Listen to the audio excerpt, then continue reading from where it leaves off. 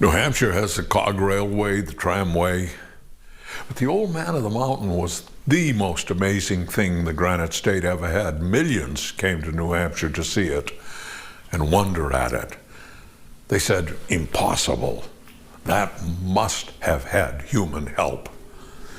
The face was as good as most folk art, but it was not perfect. You could see it was a curiosity of nature, but the setting, my gosh, that setting was perfect. A glorious lake at the base, a slant of forest climbing up to just below the chin of the face, and the ridge of Cannon Mountain coming down. So perfect, it looked as if a professional artist had laid it out and a professional landscaper had created it. It was amazing.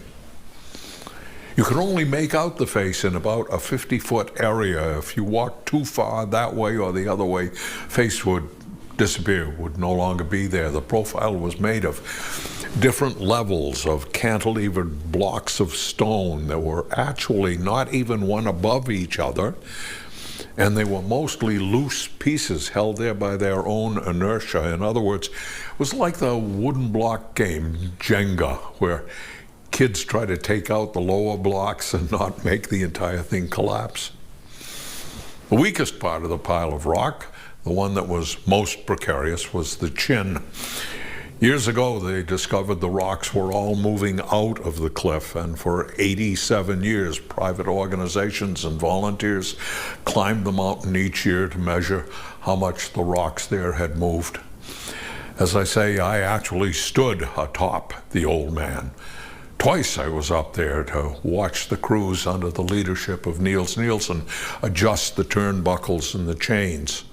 The first cabling was installed on the Old Man in 1916. In 1958, they put in a lot more cabling. Niels became the caretaker of the Old Man in 1965, gave over the reins to his son David in 1991.